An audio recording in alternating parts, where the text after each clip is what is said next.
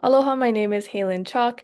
Thank you for joining me on YouTube to learn more about coconut rhinoceros beetle. Today, I will be going through our training that covers everything from life cycle to life patterns of CRB so that we can get a better understanding of their behavior. We're also going to be going through the management options as well as treatment options for palms and for green waste and mulch. I'd like to preface this video with saying that KISS does not push or endorse one method over the other. A lot of our information that we have has been guided from professionals and experts in this field, such as CRB Response Team on Oahu. And if you have any questions about any particular part of this video, feel free to email me at kisc@hawaii.edu. This is a pre-recorded training, and you can skip forward or skip back. You can also share this video with those who might be interested or are possible stakeholders in protecting our NIU. And without further ado, let's go ahead and get started.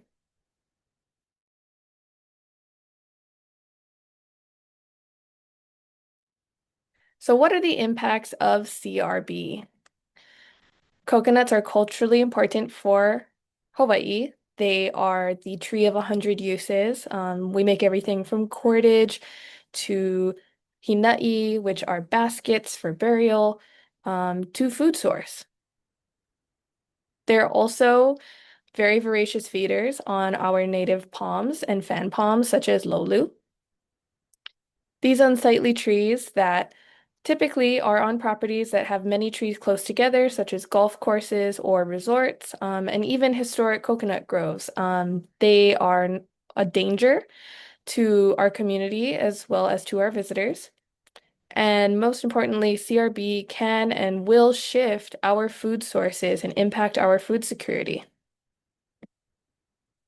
So here is a photo of an adult coconut rhinoceros beetle and a nearly mature grub before it becomes a pupa. Coconut rhinoceros beetle are always 2 inches. There are lookalikes such as dung beetles that also have a signature horn. And some people have asked me if it's a baby coconut rhinoceros beetle, but they come out of their pupa or chrysalis stage that size already. The coconut rhinoceros beetle larva also has many lookalikes, like the oriental flower beetle. They have 3 instar phases, which we'll look at in the following slides. But typically, right before they pupate, they're the biggest grubs we have in Hawaii, so they're around 3.5 to 4 inches. Here are the lookalike species that are more widespread around Hawaii. So the first one being the dung beetle, all the way on the left, the oriental flower beetle in the middle, and the coconut rhinoceros beetle all the way on the right. Coconut rhinoceros beetle, they form these C shapes. So typically when folks report a CRB larva, I ask them to send me a video because how they move is a telltale sign of whether or not it is coconut rhinoceros beetle. Another way that you can tell if it's CRB versus OFB is looking at the anal slit. So if you look on the right-hand side with the oriental flower beetle, the anal slit is circled in red here and it's vertical. The CRB is horizontal. And when you put them on a table, the CRB always forms the C shape on their side. So they'll usually flip over to the side and then they'll form C shapes where the head and the tail end are at the same length.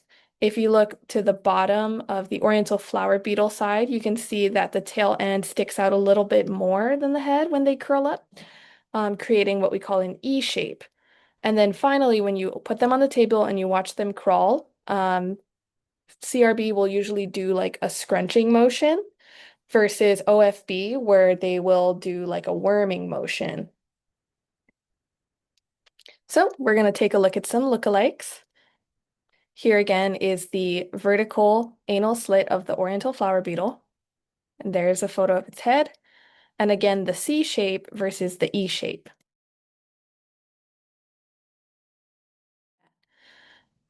So we're moving on to the where are we phase. This is something that we call the invasion curve. Typically, we would explain the invasion curve for each species, but this graph here shows where we are per island on the invasion of CRB specifically. So typically, KISC and the other ISCs will work within the prevention, eradication, somewhat containment area of an infestation. Um, so as you can see, we are past the prevention stage for all islands. Oahu is now in the long-term management phase where everybody is asked to really just try to manage it within their own yards.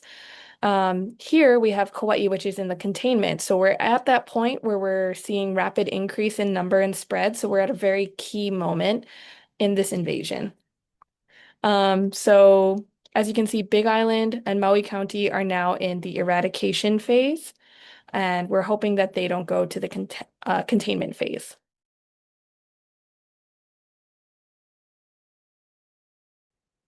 So now we're looking at distribution for CRB. So these are not beetle populations. These are simply the detection traps that we have placed around the island to try and get a hold on see where they're spreading to. So what are the foods that CRB typically feed on? Definitely coconut palms, such as the name, but they also feed on other ornamental palms, such as royal palms, date palms, and fan palms. Some preferred food sources that are also secondary food sources, but what we're starting to see is that they will go for anything that they're in close proximity to. So foxtail palms, sago palms, pineapple, kalo, banana, sugarcane, and hala. These are all very important crops for Hawaii, not only as food crops or sale crops, but hala, especially different varieties of ko or sugarcane, are heritage varieties. They're very important to like our crafters or to our cultural practitioners.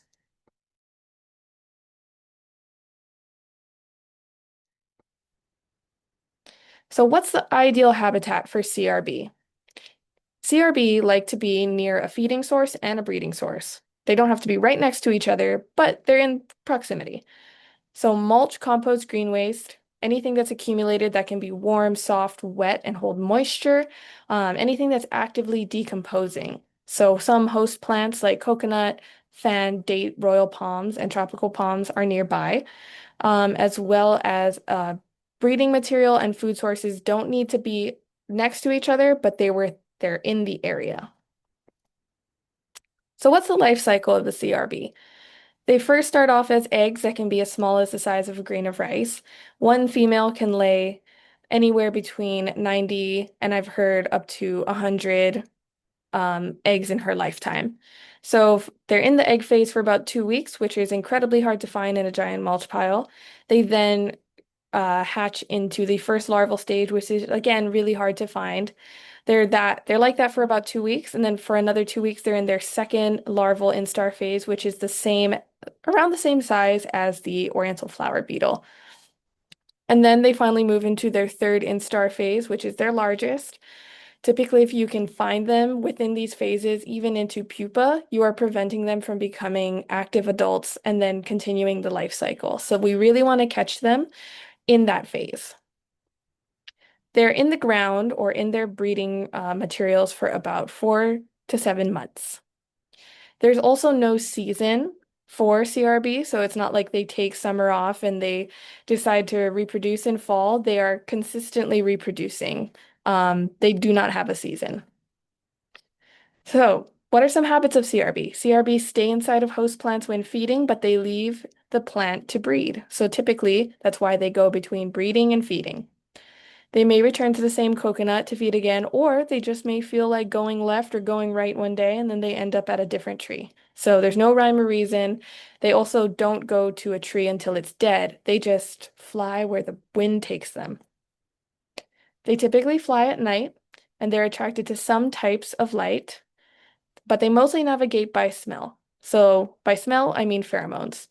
Um, Typically, if there is a lot of food sources, it'll attract more friends or more CRB. More friends means more pheromones, which means attracting more CRB, and then it creates a snowball effect. So what are some options? We do have lantern traps. We call them lantern traps because they look like big lanterns. And how they work is that there's a pheromone right in the center, and that's what lures them. And then they hit the panel when they fly, and because they're not that great flyers, they fall and slide into the cup, and then they can't get out.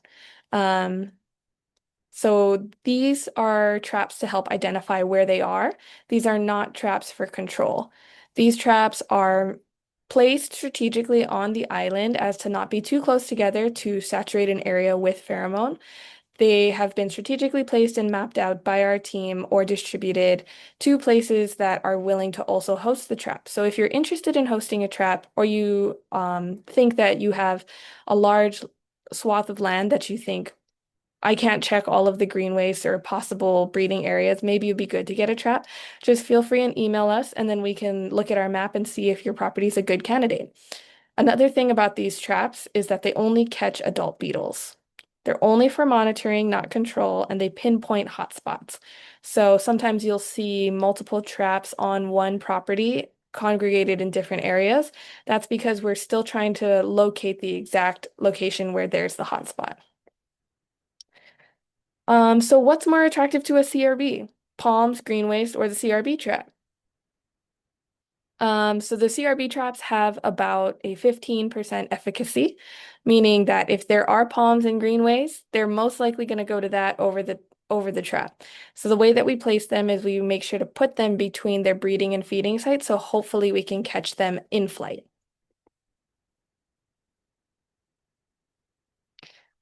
So if you're interested in having a trap, it also comes with a QR code for reporting. If you choose to host a trap, we ask that you commit to checking the trap regularly because if debris gets in there, they can find ways to climb out. But we also need people to report data. So we only have a small team of about 10 people, and we can't allocate everybody and also get access to all of these different private properties that we have them at to check them. So part of this community effort is also reporting. So they are a regional tool. They're not for specific properties. They are for the region. Um, you can check them weekly, you can check them daily, but it does require some maintenance and submitting data. So other monitoring methods. If you don't want to have a trap or if you are simply looking out for it, signs of CRB, you can look for large boreholes at the base of fronds of palms. That is one telltale sign. And also these snowflake clippings. So what happens is that the CRB will feed on the new spear that's coming in from the center of the tree. And as that spear is growing and they're cutting holes in it and cutting sides, it kind of opens up like a snowflake, as if you were making a snowflake in class, like a paper snowflake. Here's some other photos of different kinds of damage. So here's some damage to a fan palm, fox palms, and other ornamental palms. But signs of clear infestation are usually with the 45-degree V cuts, 2-inch boreholes, and scalloped edges of these cuts. Here's some photos of other kinds of palms, as well as one for banana. So as you can see, they create this kind of frass as they're burrowing in there. But there's also lookalike damage. So one of those is tree trimmer damage. Usually it's found near power lines, and that damage is just to make sure that there's safety. And as you can see, it's clear off the top or clear off the side, and there's no 45-degree cuts. Another one is rat damage. If you look closely, you can see that there are kind of angular cuts, but it's very uneven. If it is a CRB, there's always a clear line.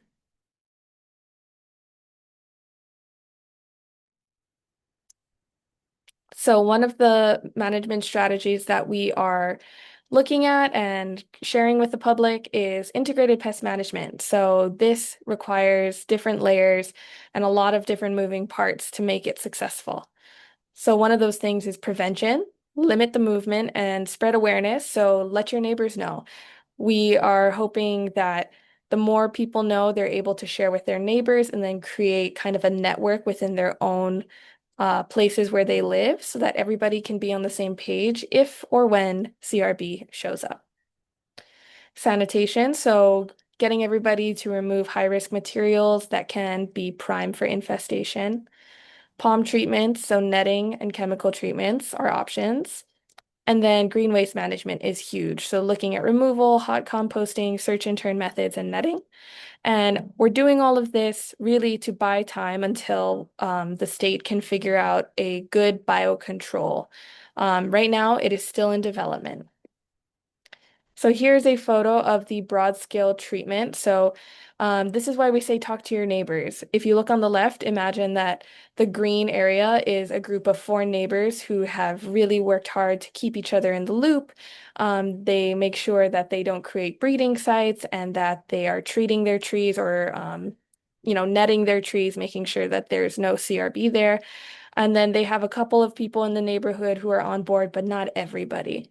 Versus if you look on the right where we have clustered control, that's where like everybody, imagine everyone around them from the epicenter of where the infestation is, they all make an effort together to get on board. That's where we see really good control and management. So again, CRB infests regions, not individual trees or properties. Sometimes it takes months for them to be seen and for signs in the trees. So um, palm treatments are very, they can be applied. They can be either be chemical or you can choose to use netting, especially if you have dwarf palms, which is a really great way where you don't have to use chemicals. Regional population suppression is the goal.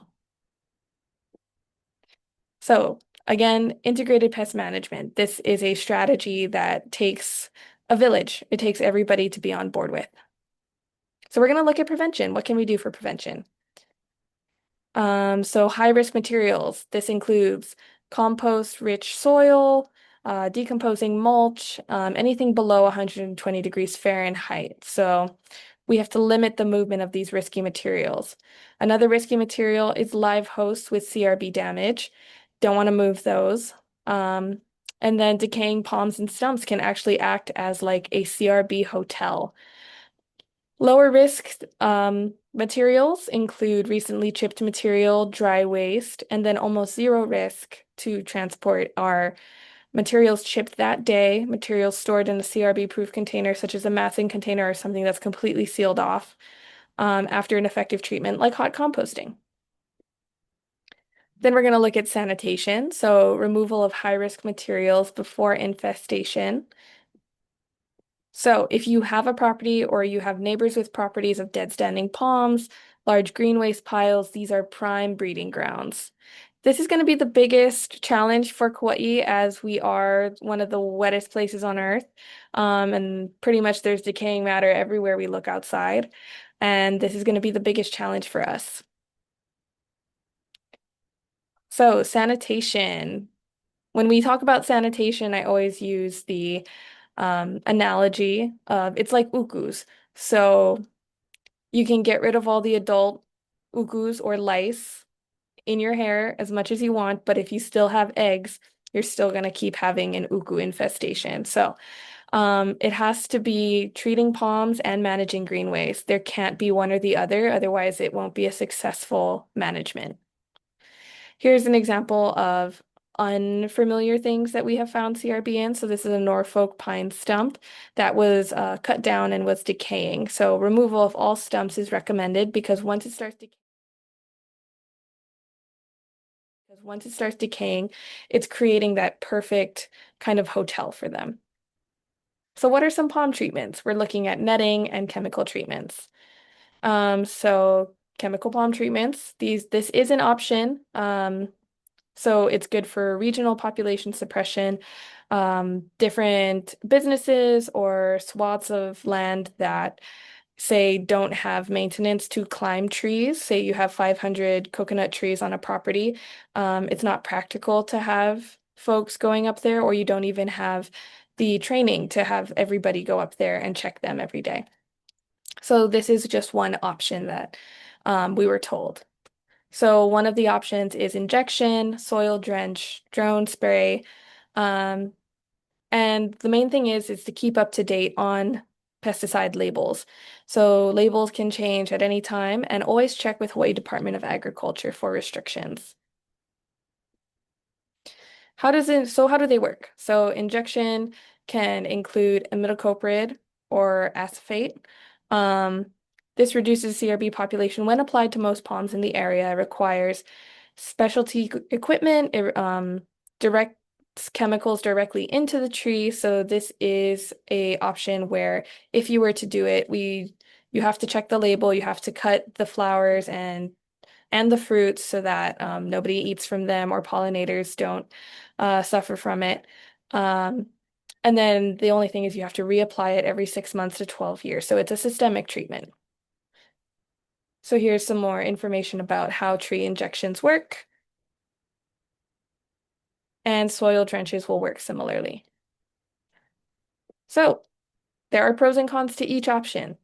The pros of injection are that it's a low off-target impact, so there's no soil leaching, no off-spray risk, and no per acre limit you can access at ground level.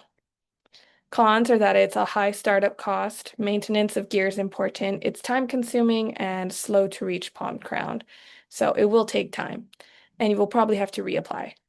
And then beetles need to feed on it to get the dose of the injection. And then you also must remove flowers to protect pollinators per the label. Always check the label. Also, you cannot eat the fruit for a year. That is per the label. And plugs are a permanent addition to the tree. So soil drench. Again, it's a imidacloprid drench. So per acre limit, there is a per acre limit. Used mostly for young palms that are too small for injections. They can be used near bodies of water. Quick with low startup costs, and application guide can be found on crbhawaii.org. A little bit more handouts. Another option is a crown treatment. So there are organic options for this. So pyrethrin or pyrethroids. So pyrethrin is just a natural plant extract derived from chrysanthemums. There's also synthetic versions of it. What it does is that it paralyzes and kills CRB on contact. It has rapid effects, but it's short-term residual activity, meaning you would have to apply it more often than the other options. It does degrade in the sunlight, so once you do it, if you do it on a sunny day, it will degrade. 1 to 4 months residual for many of the products, and you can apply to plants with recent CRB damage or suspected active feeding activity. So some pros of the crown treatment are immediate effects. Um, you can detect beetles when they fall out of the tree. There's a low off-target impact when applied correctly, and organic options are available. This option also allows for coconut harvest or fruit harvest. The cons are that it requires regular access to the crown of the palm, so that's where the challenge comes in of getting it to the crown. And then getting that applied is also quite a process, as the type of drone that you need a special license. You also need to get the right permitting for that. And because of the drone's payload or its ability to carry that up there, you need a specially licensed operator. So there's also residual activity, but it's short, and some restricted use pesticides. So, crown treatment for short palms should be applied to plants with a recent CRB damage or suspected to have CRB feeding activity. Backpack sprayer or spray wand. A guide can be found at crbhawaii.org, or you can email us for more information, or even email them. We do recommend that you can also combine this with netting for stronger protections of your palms. So like I was saying earlier, for crown treatments for tall palms, there's drone treatment options. However, it requires highly specialized equipment, highly specialized licensing. Dead beetles can be found on the ground near treated trees, which sometimes is cool to see. But again, it is quite costly and it is a big process to go through. So there's limited availability of drone operators in the whole state. HDOA has come out 2 times to assist with drone applications on Kauai since 2023. And we're still looking at how further treatments can be an option for folks. Other private drone operating companies are located on Maui, but our partner Timo at Aloha Aina Drones has come a couple of times. So we are recommending that folks who are interested in these crown treatments to hui up to split cost of getting him and the drone over here because it is quite costly. But if he can come and do multiple treatments for multiple different areas, then that helps offset cost. They also need to hold a restricted use pesticide license. So here's a photo of Timo with Aloha Aina drones, and here's a little bit more information about his services that he offers. If you're interested in getting his contact, you can also Google him or you can contact us to get in touch. So like I said, drone treatment hui is it's really good to, if you're interested in that, getting your neighbors who are also interested in that to split cost. So we're going to go look at what are the products that are usable in these. So we're just going to go through kind of the names of them, take a look at the labels. But again, it's always good to check the label, check with HDOA, or even contact us if you have further questions. So Mustang Max is a pyrethroid. It's also a restricted use pesticide, may be used on coconuts. Demon Max is another type of pyrethroid. There's one guard, which is another type of pyrethroid. Evergreen is a pyrethrum concentrate.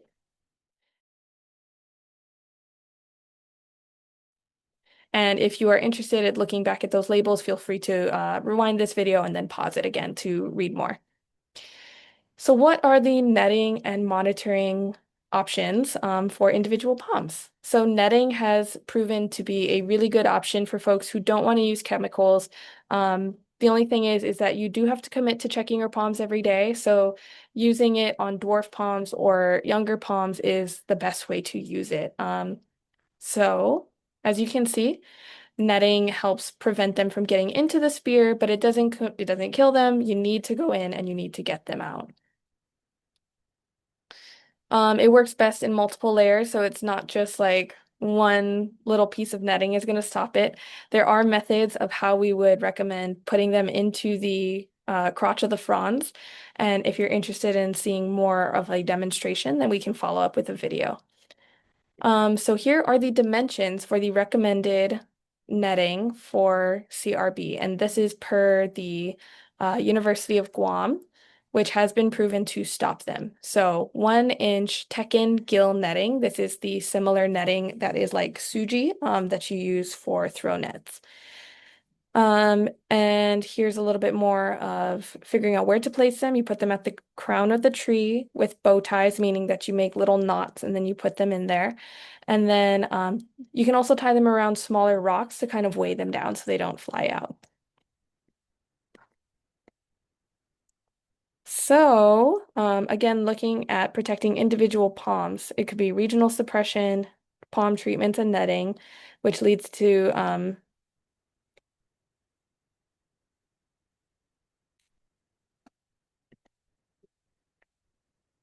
here's some more pros and cons. You can pause this and watch and read some more if you're interested.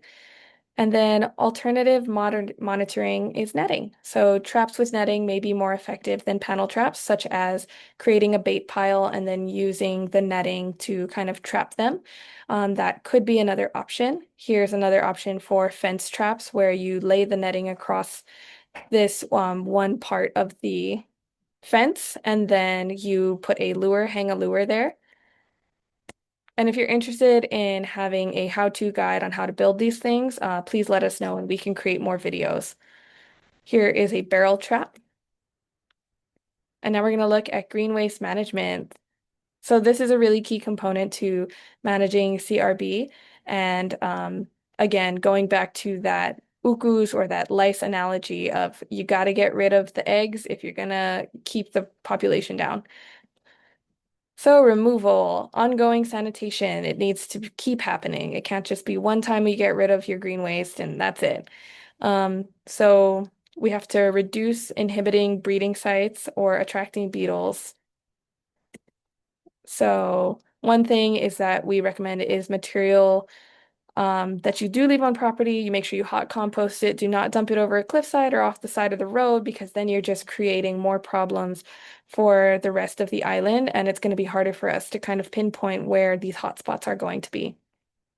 Do not stockpile materials that can't be used within 4 months.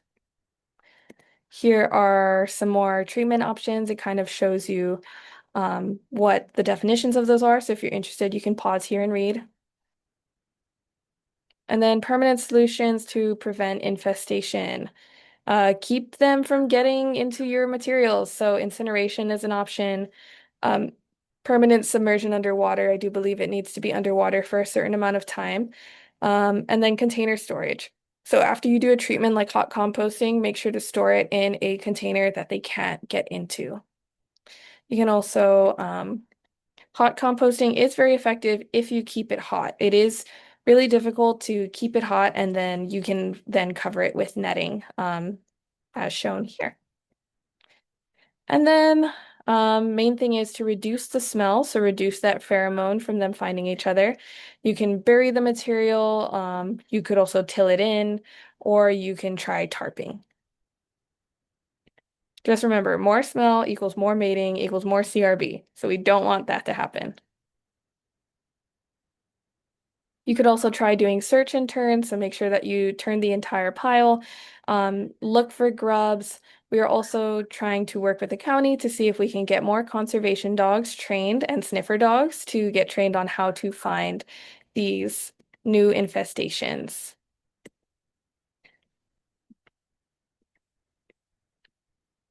Okay, so these are kind of things that um, how we can attract beetles that are in the area. So say you know that they're in the area.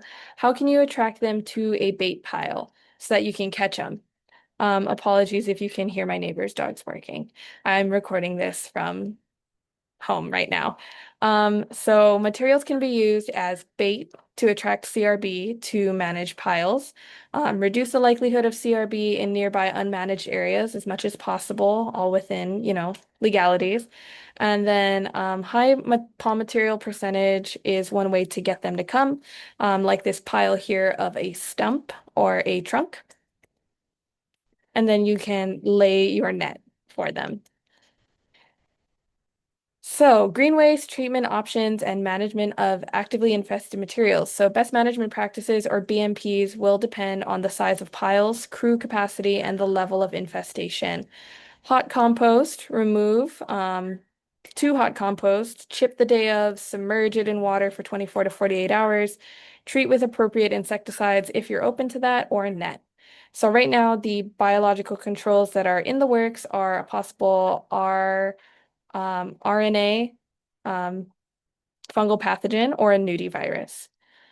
Again, we are going to focus on community response. Get your neighbors involved, share what you know. If you see them stockpiling, just, and you have a friendly relationship with them, it's always good to get everybody on the same page. So what will community control look like? Coordinated treatments of trees, chemicals, or netting.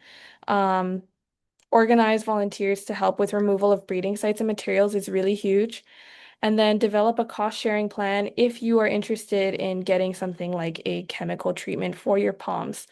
Um, and then advocate for neighborhood requirements to adopt BMPs. If you're in an HOA area, then maybe push for that so that we can get it all under control as a community and then build community awareness. So understanding an outbreak. Under normal conditions, CRB populations increase quickly. Outbreaks are um, they can be caused by things like tropical cyclones or hurricanes or a massive land clearing event. Activity that can generate large amounts of decaying vegetation over large areas. So even just cutting down a bunch of trees can create that. So high attack rates may kill palms, creating more breeding sites and a positive feedback loop, meaning that you're creating a snowball effect in that area. Places where you've seen this happen are Guam, Solomon Islands, Papua New Guinea. And if you have any home remedies or things that you think might work or methods that you think are working, collect data. I mean, we don't know what we don't know. These are simply the scientific options that we have been equipped with. And we do want to push our community to, if you think or you observe that something is working in your own home, then collect that data, and then be sure to share it with us. Maybe we can assist in also supporting that data collection to some extent. And then resources potentially available. We are still waiting to see. Right now, today is it's May of 2025, and we are currently waiting to see what kind of funding is going to come through that we could possibly get netting, compost thermometers, educational materials that might be able to give out to the community. So if you're interested in talking more about CRB, you can either email CRB response team directly or you can email us at kisk@hawaii.edu. Thank you for joining me today, and I hope that you're able to share this with somebody in your life and that they enjoy it as well.